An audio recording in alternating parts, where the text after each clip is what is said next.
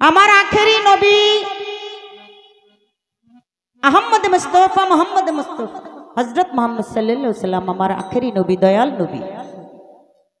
কাবা ঘরের ভিতরে ঢুকলেন, অনেক মূর্তি ছিল, একটা একটা করে ভাঙলেন, কিন্তু কয়েকটা মূর্তি উপরে ছিল, ভাঙতে পারে না।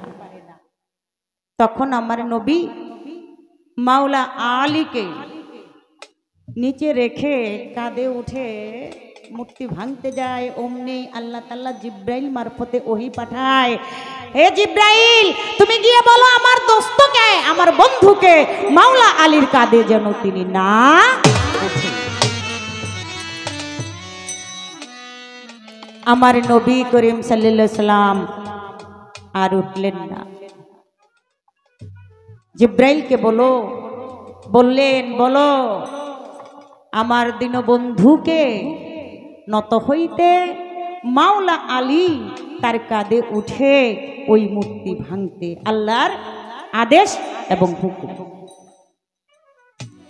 তার কথা হলো মাওলা আলী যখন হাত দিলেন মূর্তি ভাঙার জন্য, ভাঙলেন এবং ভেঙে ওইখানে যখন হাত দিল, মাওলা আলীর হাত যেন কোথায় চলে গেল,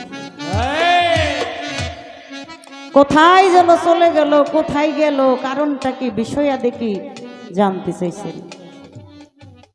আমি চেষ্টা করব যতটুকু সম্ভব অতটুকুই বলার জন্য আমি চেষ্টা করব। দাঁড়াও, জানো না রে ও ভ্রান্ত মন, কিসে গুরুর ভজন হবে। যার সাথে নাই প্রেম প্রীতি, তার পূজায় কি মন বসিবে।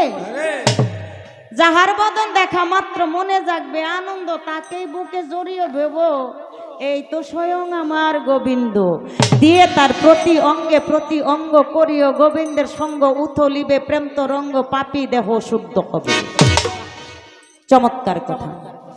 আচ্ছা, এই জন্য একটা ছোট বোন বসে আছে কিংবা মেয়ের মতোই, ওর লগে আমি যদি অঙ্গে অঙ্গে মিশাই ঠিক আছে নাকি? ঠিক আছে না? নাকের সাথে নাক মিশবো, বুকের সাথে পেটের সাথে পেট, মুখের সাথে মুখ, অঙ্গ প্রত্যঙ্গ মিশা যাইবে। কিন্তু একটা নারী আর একটা পুরুষ যদি হয়, এটা কেমনে মিশাইবেন বাবা? এটা কিভাবে মিশাইবেন, এটার একটা ব্যবস্থা করে দিবেন, রাখবেন। হ্যাঁ, সবার চাইতে গোপন প্রীত, যার সাথে আদান প্রদান, তার প্রতিমায় পূজা দিতে লাগে না ধর্মের ভেদ বিধান। আছে পঞ্চরস একাত্র করা মানব হারিতে বরা, রাধা বল্লভ বলে পেল যারা, প্রেমের মরাই মরছে ভবে। ও বাবা, পঞ্চরস দেহে কোন জায়গায় আছে? কোন কোন জায়গায়? পঞ্চরসের মালিক কে কি?